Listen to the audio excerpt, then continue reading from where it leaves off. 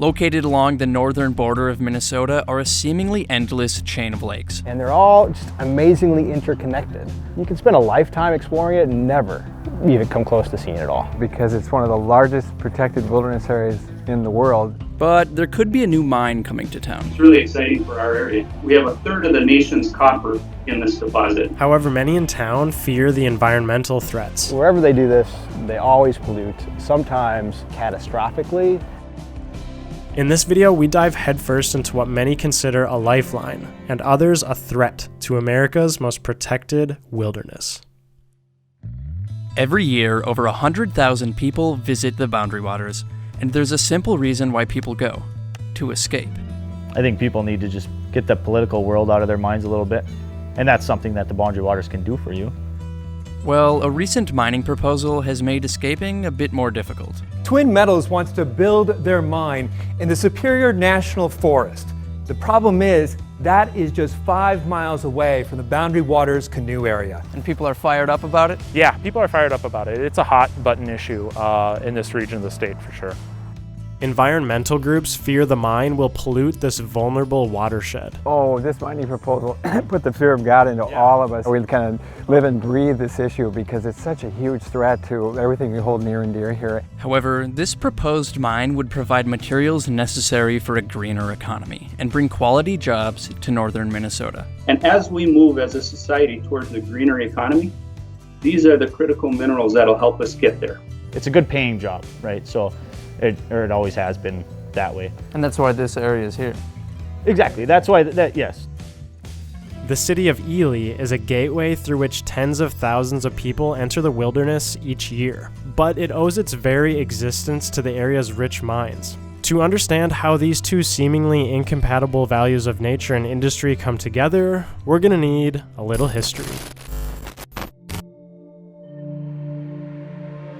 The land that makes up the Boundary Waters originated from the powerful displacement of glaciers. As time passed, thousands of lakes were created in what is now known as the Canadian Shield, and the land was filled with a lush and diverse forest. The Boundary Waters was home to First Nations people until 1688, when the first Europeans stepped into the wilderness. Soon after, the beaver pelt trade opened up the region. Industry then turned to gold, lumber, and iron ore. In 1888, Ely, Minnesota developed its first iron mines. To keep the underground veins from collapsing, each shaft required support beams. As a byproduct of the new demand for wood, the logging industry took off and Ely continued to grow. In 1902, 500,000 acres were designated as a forest reserve. Soon after, more land was added to the reserve, and in 1909, Teddy Roosevelt classified 644,000 acres as the Superior National Forest. In 1922, a plan was put in place to build a road to every lake. The still existing Echo and Gunflint trails set out to bridge the waters together. Resorts popped up by the dozen. Roosevelt then established CCC camps in the Boundary Waters, where workers tirelessly built portage trails between the lakes and constructed uniform campsites.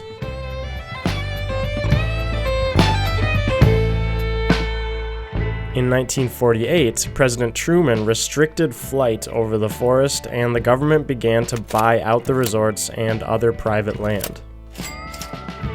The Boundary Waters would not become what we know it as today until 1976, when it was officially classified as a wilderness area and labeled the Boundary Waters Canoe Area Wilderness. This classification helped limit motor access, restrict mining, halt logging, and open the doors for responsible use of the area. As the Boundary Waters gained popularity, various guiding services flourished in the Ely area. Though tourism and recreation took off, mining has always been a part of Ely.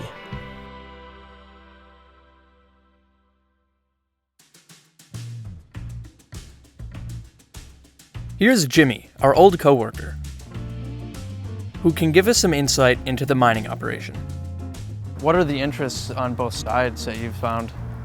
Iron ore mining has been done here for 135 years, but it's not growing, and in many ways it's shrunk.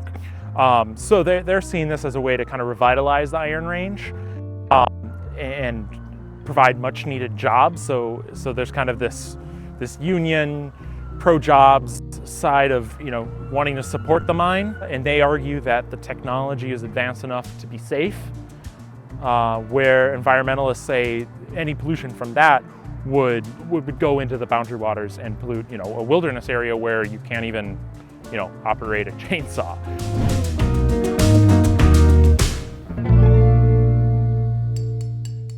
You're perched atop one of the world's biggest bubbles of exposed bedrock.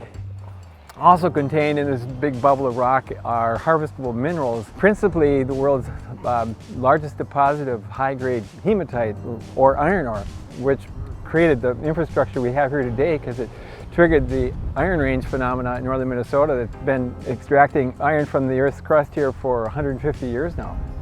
But also down there, deeper and far more difficult to extract, are more valuable minerals. Minerals that many of us know as precious metals. These valuable minerals have attracted a new mining company to town, the first in almost 50 years. We can continue that mining legacy, but it's the future of mining, right? It's not historic mining as we've seen it. It is, it's 21st century. It is the future of mining. If you think about how technology has expanded in the last 20 years, that demand has gone way up for these minerals, way up for these, technologies that we use every day and we take for granted. These minerals are used in common luxuries like your phone or tablet. Spherolite is used to make screen, and bastenosite is partially responsible for this. Most important to the production of these devices, copper. We have a third of the nation's copper in this deposit. We've got 95% of our nation's nickel, 88% of cobalt, platinum group metals. All of these things that go into those cell phones that we use every day that I referenced, the computers that we work on. Metal and technology as we know it today have always had a very close relationship. As opposed to materials like wood, metals are great conductors of electricity and have proven to be essential to the development of modern devices and appliances that use power. With a growing demand for high-tech devices and equipment, companies like Twin Metals are looking to provide the necessary materials needed to keep up with our everyday lives. So every time a phone is purchased or an electric vehicle leaves the lot, demand for minerals, like the ones found near Ely, rises. We have the opportunity to help feed that demand. This supplied us, and it's exciting. It's really exciting for our area. There has, however, been some pushback from the public. Twin Metals Minnesota is owned by the Chilean-based company Antofagasta. And so how much of this conversation about Twin Metals revolves around Twin Metals being owned by a foreign entity and not really being involved in Minnesota? Yeah, and I think people fear that when a foreign company comes in that maybe they don't have the same understanding or level of respect as a local company would. Every employee in this office respects, uses, visits the boundary waters. And so it's very important to me, as it is everyone in this sense, that it's a jewel in our area. We have requirements, we have regulations, we'll put precautions in place that meet or exceed any requirement out there, and we'll prove to people that that's not the case. However, the most striking fear has been the assumed environmental threats tied to this type of mining. We all honor that here, the iron mining industry. We wouldn't have a town like Ely. We wouldn't be here if it hadn't been for the infrastructure created by that industry. But this new proposed mine is a whole different kettle of fish. It's not a new type of mining, but where it's been done in the past usually ends up polluting water nearby. Copper nickel mining in the ore bodies of this kind has been attempted in many places on the planet, and not once, not anywhere in the world have they accomplished copper nickel mining without damaging the ecosystem in the watersheds. Highly toxic mud, a byproduct of copper production, floods the valley for up to 60 kilometers, threatening to destroy a nature reserve. As the dirty copper-rich water poured through the canals, untreated, there is hardly any life left over a stretch of 7 kilometers. Opponents allege newly unearthed sulfur-bearing rock will create acid mine drainage. Of great concern to us is that to tap that particular mineral body involves cracking into a portion of the Earth's crust that's a virtual Pandora's box of nastiness, because precious metals are contained in an ore body of sulfuric rock, and when you crack into that and expose it to air and water, it triggers a perpetual, that means forever, chain reaction that percolates sulfuric acid into the entire watershed and ecosystem here. Experts argue that pollution on this scale could seep into the aquatic ecosystem, damage fisheries, and even threaten public health. Because the Boundary Waters watershed is interconnected, the entire area is vulnerable. Our real asset here is this amazing, pristine water. So it's a huge personal threat and threat to the integrity of our whole regional economy. Conversely, many people believe that this mine, with its addition of innovative safety techniques, can operate without leaving any environmental damage. One of those mining supporters is Eric Urbis, a fifth-generation local who won the Ely mayoral contest in November of 2020. I mean, I can guarantee you 95% of the people that I know would not talk to you guys. They can do it safely. They can mine these minerals for the government, for whoever they got to mine them for, and jobs can be produced, and town will be just fine. People pro-mining would argue it's in the long run, the jobs are good paying jobs and would really help boost a region that probably needs it. And so 750 full-time mining jobs, well-paying jobs. With that, there's spin-off jobs that help to support a mine, and that's generally a 2-to-1 factor. So you're talking, 1,500 spin-off jobs, not to mention, all of the ancillary services that you need, the restaurants. Again, I look forward to filling up those storefronts. This mine really can bring a kind of a renaissance, if you will, to this area. Mining is a core component of Minnesota's history. While it helped bring the state to where it is today, many of the towns built on the mining industry are now vastly different. We've got lots of history and lots of ghost towns. And for whatever reason, mostly economic, the town just died and they left, but it still remained a part of their consciousness. It was their home. Where I lived was Spruce Hill location, and that's actually a big hole in the ground now. Sometimes even the barren land is gone, the whole town is gone. Other lost towns you can go visit. Nonetheless, many argue that mining jobs provide more livable wages than what currently exist. These guys that are working at the mine right now, iron ore mines, which, they're making $80,000 base. They're just, and living in Ely, buying a house for $70,000, that's pretty good. Leaders in Ely's tourism industry are concerned that the mine would actually bring an unstable economy. What the economics says is that if this mine happens, it means fewer jobs and less income for our communities and the people who live here. It's just a bad deal.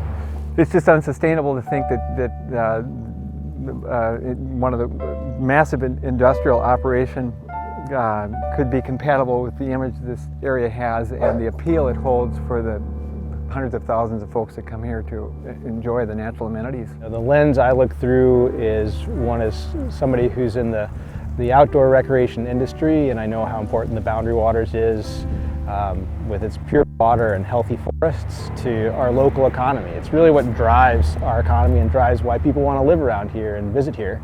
And if we lose that, our economy is just going to suffer in a way that's really, really bad.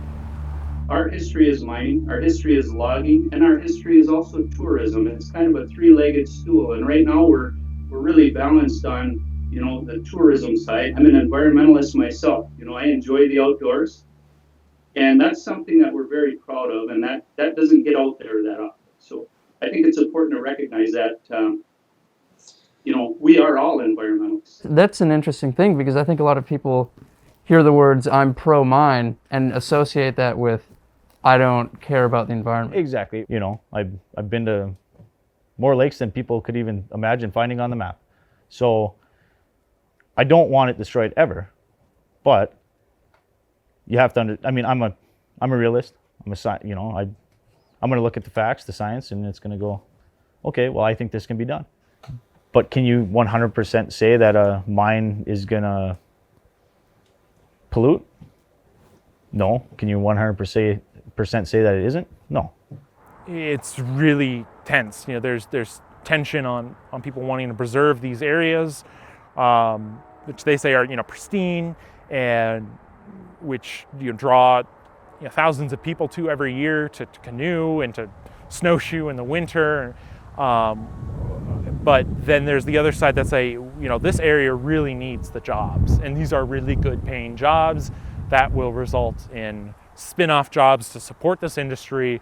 And man, we could really use this because, the iron ore industry, while it's still going, is quite a bit smaller than it had been 100 years ago. So we've been told that this division between the residents of Ely has grown more divisive as time goes on and as the mining projects move forward. The words that are used, you're going to have these environmentalists on this side, and I guess you call rednecks, but I don't even know if that's the term, but that's what a lot of them do call people. I think Ely, I felt like this for a long time now, is kind of a microcosm of the United States, and that there's all of the strong feelings on both sides. You have many radicals on this side and many radicals on this side, and if you can get a bunch in the middle that can actually compromise, then maybe things can progress. And that's the hard thing about up here is there's just so many, they're just both pushing from each side and nothing ever gets done. So I don't think we as a community we don't talk about it with each other. People put up signs on their lawn and steal each other's signs, and there's just a real division. I think that's a hard deal of this whole battle between the miners and anti-miners is you either have this rough cut person and then you have this educated, and I wouldn't say these people aren't educated, they're just educated in a different way. So we all love being up here, and the people who are in support of the mines don't love the Boundary Waters any less than the people who are making their living taking people into the Boundary Waters, or people who come up here because of the Boundary Waters. It's really sad that we can't find more common ground. The worlds are so different that it's hard for them to come together and talk. It's easy to look at something from the outside and think, can't you just share? But when you're right in it, and it's the things that you love that are feeling threatened, then it's a little different. It's hard, yeah.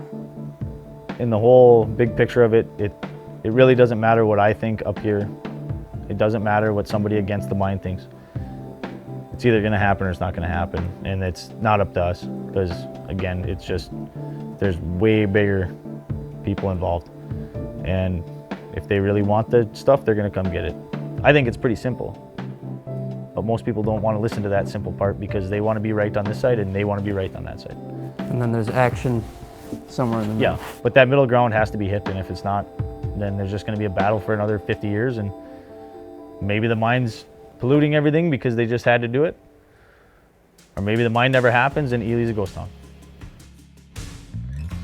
Really, it was our goal to bring awareness to this perfect place and the issues around it. It's just something that grabs you and hooks you that you keep wanting to come back to. But at the very least, we should try to understand why someone thinks differently than us. To be honest with you, personally, I live downstream of the mine. That's one of the reasons why I got involved. We'll protect the Boundary Waters, and if we can't, or if it's proven that we can't, then we won't have a project. In today's ever-changing and damaged world, that we've got a place that still represents an example of what we could have if we learn to preserve and take care of the land as has been done here over the last 100 years.